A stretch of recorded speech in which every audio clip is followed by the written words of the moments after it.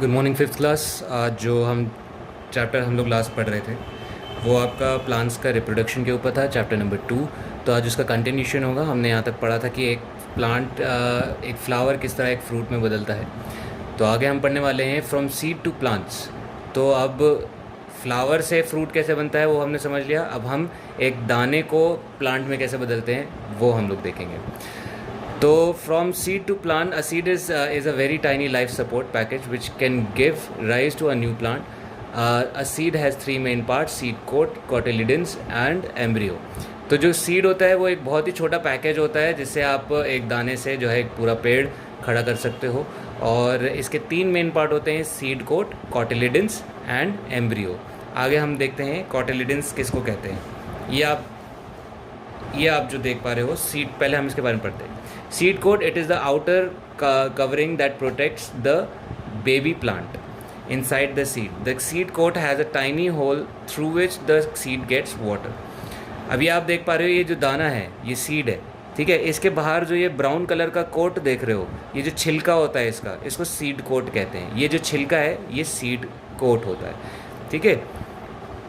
और इस seed coat के बीच में एक हल्का सा छेद होता है। ये सीड कोट जो कवर होता है किसको बचा रहा है? ये बेबी प्लांट को बचा रहा है। यहाँ पे देख रहे हो आप, छोटा सा प्लांट होता है वो इसके अंदर होता है। जब तक आप इसको ज़मीन में नहीं दबाओगे तब तक ये बाहर नहीं निकलता।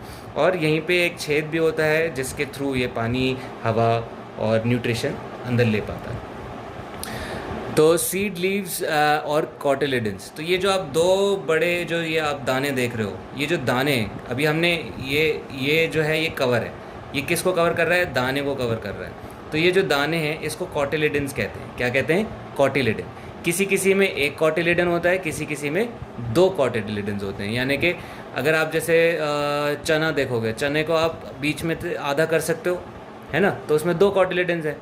और कुछ ऐसे भी होंगे जिसको आप बीच में से आधा नहीं कर पाओगे, जैसे राजमा हो गया, तो उसमें एक सिंगल कॉटिलिडन है। तो these store foods for the baby plant. इसके अंदर कॉटिलिडन के अंदर क्या होता है? दाने के अंदर क्या होता है? खाना होता है। किसके लिए? बेबी प्लांट के लिए। जब तक वो बड़ा नहीं हो जाता है, उसके पत्ते नहीं निकल आते ज़मीन से बाहर। बेबी प्लांट्स और embryo. The seed contains the embryo which develops into a plant. अब ये जो आप देख रहे हो छोटा सा बेबी प्लांट, इसको एम्ब्रियो भी कहते हैं। फिर ये बाद में जाके जो है एक पेड़ में बदल जाता है। तो ये सीड स्ट्रक्चर आप अपनी कॉपीज़ में ड्रॉ करेंगे। Next, germination. जर्मिनेशन किसे कहते हैं? जब एक छोटा बेबी सीड बेबी प्लांट से पूरा एक प्रॉपर पेड़ बन जाता है, उसको जर्मिनेशन कहते हैं। ये जो प्रोसीजर आप देख रहे हो, जैसे दाने को हमने ज़मीन में दबाया, उसको धूप दी, छाँव दी, पानी दिया, हवा दिया, ज़मीन से उसे न्यूट्रिशन मिला, फिर वो धीरे धीरे धीरे धीरे धीरे करके पूरा पेड़ बन गया, ठीक है। तो ये जो पूरा प्रोसीजर है इसको जर्मिनेशन कहते हैं। Germination is the change of seeds into seedling. If a seed gets the right amount of warmth, air and water, it will produce a baby plant और सीडलिंग। तो जर्मिनेशन किसको कहते हैं? जब चेंज को कहते हैं सीड इनटू सीडलिंग, यानी कि जो सीड है जब वो सीडलिंग में बदल जाता है उसको जर्मिनेशन कहते हैं। अगर सीड को सही अमाउंट ऑफ हवा मिले, पानी मिले, धूप मिले, ज़मीन मिले, तो वो जो है एक प्लांट में और एक सीडलिंग में, बेबी प्लांट में या सीडलिंग में बदल जाता है।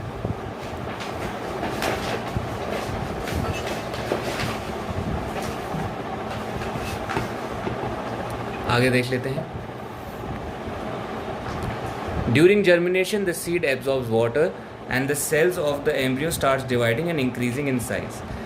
तो जो सीड होता है वो पानी को एब्जॉर्ब करता है, पानी को सोखता है, और जो सेल्स होते हैं बेबी प्लांट के वो बड़े होने लगते हैं और उनका वो डिवाइड होने लगते हैं, यानी कि बड़े होने लगते हैं। The seed coat breaks in open and small root called the radical sprouts out and grow downwards.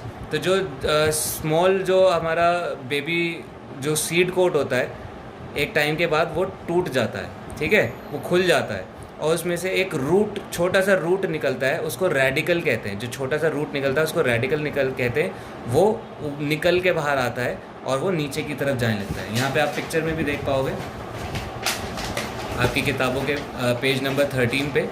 यहाँ पे आप देख रहे हो ये जो है सीड, यहाँ पे जो देख रहे हो ये जो रूट निकल के नीचे की तरफ जा रहा है, इसको रेडिकल कहते हैं, ठीक है। यहाँ पे दिखाया हुआ है रेडिकल, बट रेडिकल ये है, ठीक है, जो सीड खुलता है और उसमें से रूट निकलता है, सबसे पहले क्या निकलता है, रूट्स निकलते हैं। ठीक,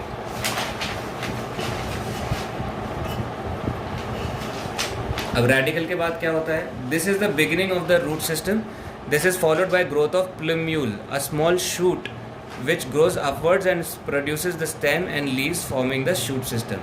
तो अब इसके बाद क्या निकलेगा, अभी पहले रूट निकल गया, यहाँ पे देख रहे हो आप रूट निकल गया।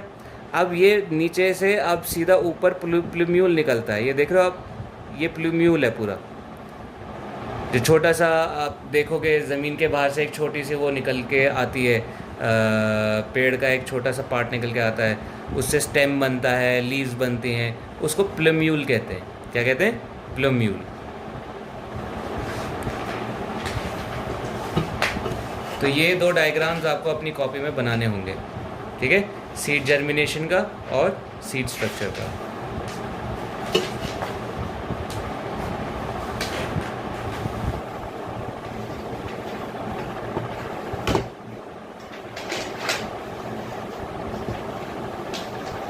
आगे बढ़ते हैं, सीड डिस्पर्सल। तो सीड जो है डिस्पर्सल किसे कहते हैं, the job of the fruit, the job of the fruit is to carry the seeds as far as possible from the parent plant so the new plants have room to grow and do not compete for resources such as light, water and nutrients in the soil। This process is called seed।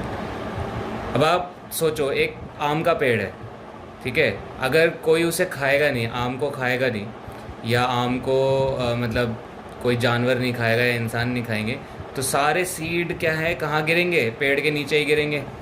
तो सारे पेड़ कहाँ उग पाएंगे, पेड़ के नीचे ही उग पाएंगे। ठीक है, तो अगर सारे ही पेड़ एक ही एरिया में एक ही पेड़ के नीचे उगने लगे तो ज़्यादा एक या दो पेड़ उग पाएगा। ठीक है, तो फ्रूट्स मीठे होते हैं, या फ्रूट्स का काम क्या होता है, फ्रूट्स का काम होता है सीड को पेरेंट प्लांट से दूर ले जाना। ठीक है, पेरेंट प्लांट क्या हो गया, जिससे वो सीड निकला है उसको पेरेंट कहते हैं। ठीक है, तो पेरेंट प्लांट से दूर ले जाना फ्रूट का काम होता है। अब क्या होता है, जैसे कोई बंदर आया, बंदर ने आके आम तोड़ के खाया और फिर उसका जो बीज है वो कहीं और जाके फेंक दिया। कोई इंसान आया, उसने सारे आम के बीज तोड़े, उसने बेच दिए, जगह जगह पूरे देश में भेज दिए, लोगों ने उसको खाया, उसको फेंक दिया। तो वो जो सीड जो आपने ज़मीन में डाल दिया, ज़मीन पे गिरा दिया या ज़मीन में उगा दिया, वो डिस्पर्सल का काम हुआ। यानी कि सीड क्या हो गया, वो आपका डिस्पर्स हो गया, जगह जगह बिखर गया। डिस्पर्स मतलब बिखरना। तो जब अपने पेरेंट प्लांट से दूर कहीं और सीड जाके बिखरता है तो उसको डिस्पर्सल कहते हैं, और फिर वहाँ पे एक नया पेड़ उग पाता है। तो उस पेड़ को जगह के लिए, खाने के लिए, हवा के लिए, धूप के लिए भी मतलब मशक्क़त नहीं करनी पड़ेगी, स्ट्रगल नहीं करना पड़ेगा, उसको अपनी जगह अपना ग्रो करने की जगह उसको मिल जाएगी। तो इस प्रोसेस को कहते हैं seed dispersal. The job of the fruit is to carry the seed as far as possible from the parent plant to the new, so the new plant does not have to, so the new plant has room to grow and do not have to compete for resources such as light, water and nutrients in the soil. This process is called seed dispersal. ठीक है, अब हम ये देखेंगे कि seed dispersal किस तरह से होते हैं। एक दो तो मैंने आपको बता दिया कि एनिमल्स खा के उनको कहीं और फेंक सकते हैं, या फिर जब वो दाने खा के आप जब डाइजेस्ट कर लेते हैं, जब खाना कोई जैसे छोटे आप लीची हो गया, लीची में तो इतने दाने नहीं होते, कोई छोटे छोटे दाने वाले, जैसे किसी ने अमरूद खाया या कोई लीची खा ली, तो इस तरह के जो छोटे छोटे दाने होते हैं हम खा जाते हैं या जानवर खा जाते हैं। तो वो उस दाने को जब बाहर निकालते हैं अपनी बॉडी से, तो वो जहाँ पे गिरता है, अगर किसी ज़मीन पे गिरा है तो वो वहाँ पे पेड़ उगने की संभावना होती है। ठीक है, इसीलिए जो फ्रूट होता है वो दिखने में अच्छा होता है और टेस्ट करने में अच्छा होता है। आगे देखते हैं, the fruit splits open, sometimes this happens with a lot of force and the seed are shot out. Beans, the pod is the fruit and the beans are the seed.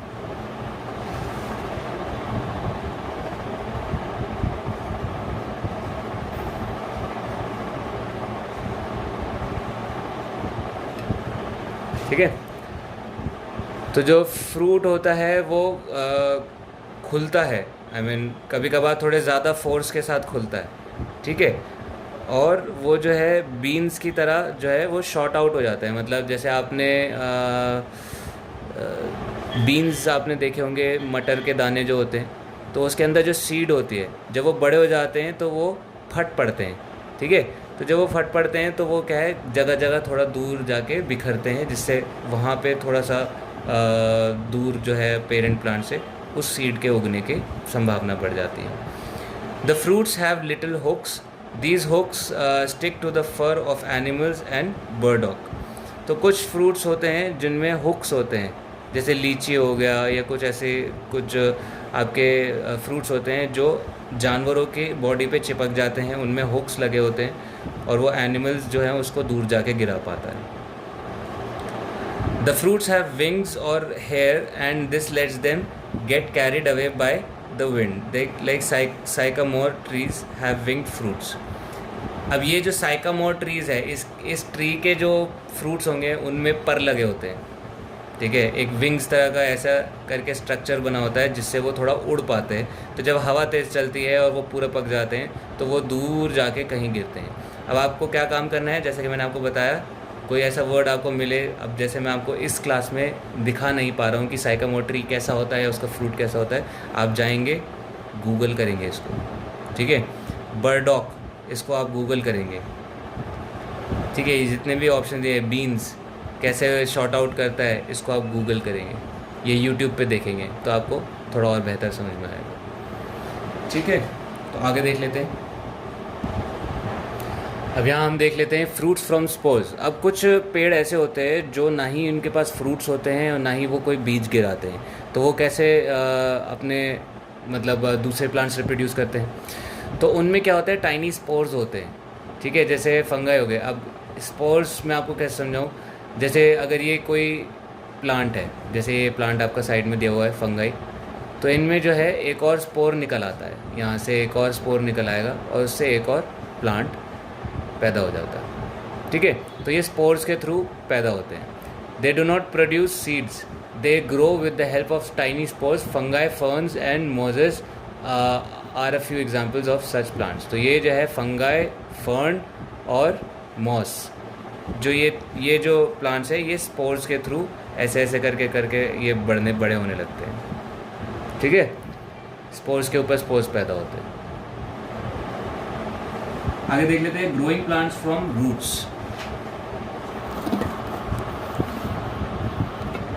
तो अब हमने क्या क्या पढ़ लिया, फ्रूट से पैदा कैसे होते हैं, सीड से कैसे होते हैं और स्पोर्स से कैसे होते हैं, ठीक है। अब क्या है, ग्रोइंग प्लांट्स फ्रॉम रूट्स। अब रूट्स से कैसे पैदा होते हैं, या स्टेम्स या लीफ। अब अगर आप कभी कभार कुछ पेड़ ऐसे होते हैं उनको आप काट के अगर उनका कोई पत्ता लगा दो या उनका कोई रूट का पार्ट लगा दो तो उससे भी पूरा प्लांट पैदा हो जाता है। तो वो हम पढ़ेंगे। Some plants which do not produce seeds grow from their body part such as stem, roots and leave. तो जो प्लांट्स जो है जो सीड या फल फ्रूट नहीं पैदा करते, वो अपने स्टेम या रूट या लीव्स के थ्रू आप उनको कहीं और उगा सकते हो। यानी कि आपने उनका पत्ता तोड़ दिया या उनका टहनी तोड़ दी या फिर आपने उनकी जड़ थोड़ी उखाड़ के कहीं और लगा दी, तो उससे एक और नया पेड़ पैदा हो जाता है। फॉर एग्जांपल हम देखते हैं, आप कैरेट ले लो, कैरेट जो गाजर होता है वो एक रूट होता है, या आप आलू ले लो, आलू भी एक रूट होता है, दलिया हो गया, टर्निप हो गया, ये सब क्या होते हैं, ये अगर आप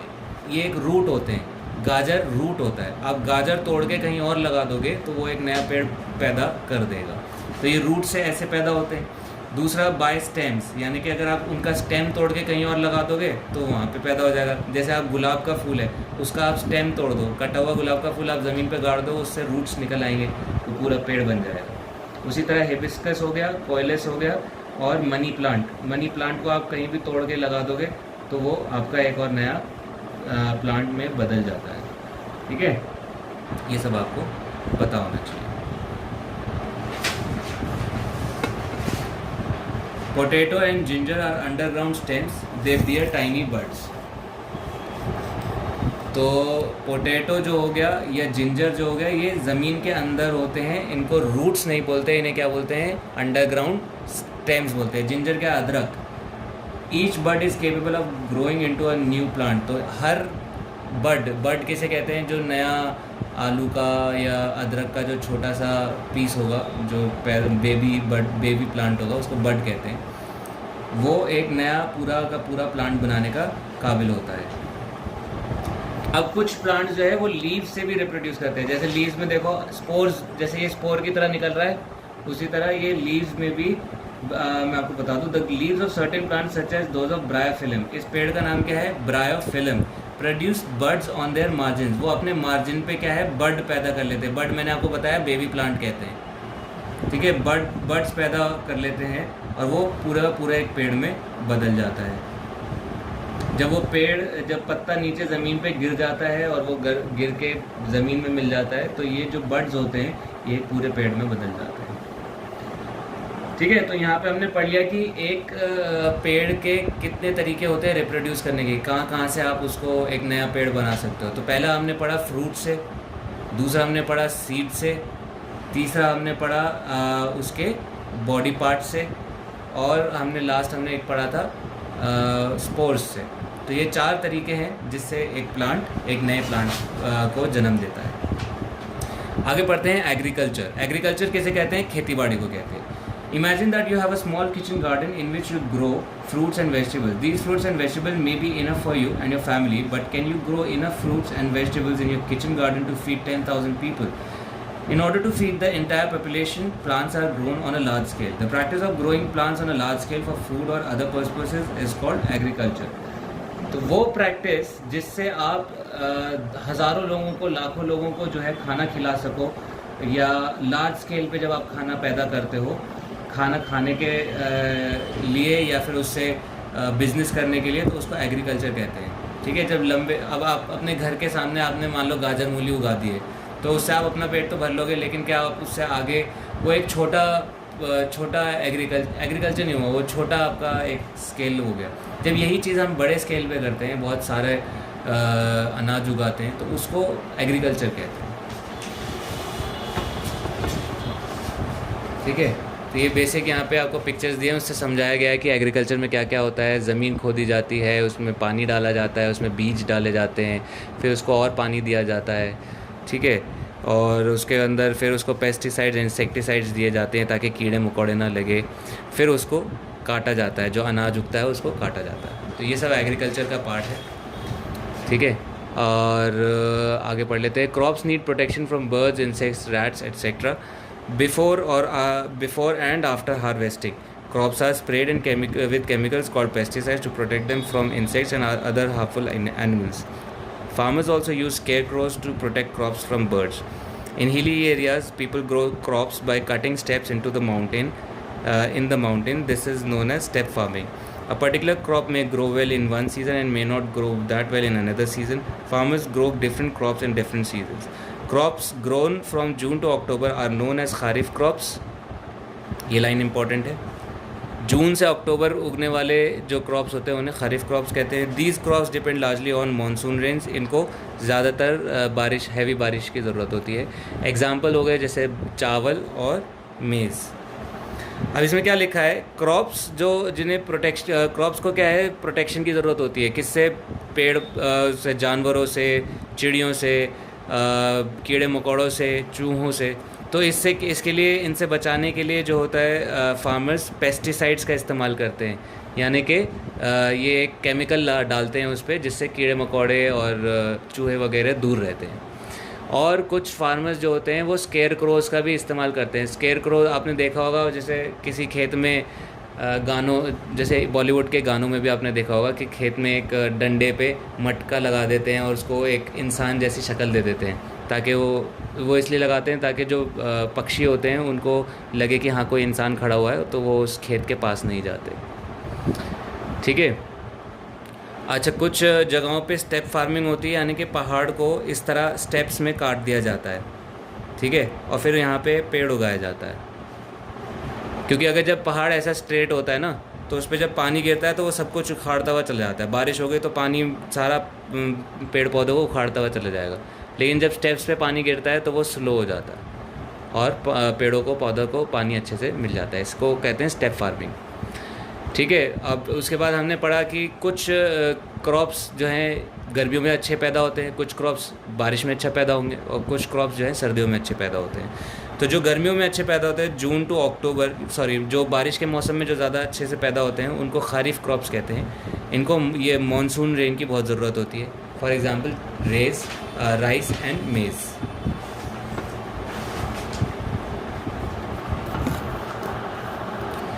जो क्रॉप्स नवंबर से अप्रैल तक उगाए जाते हैं उनको रबी क्रॉप्स बोलते हैं, नवंबर से लेके अप्रैल तक। इनको ज़्यादातर सर्दी का मौसम सूट करता है, इनको बारिश की ज़रूरत नहीं होती।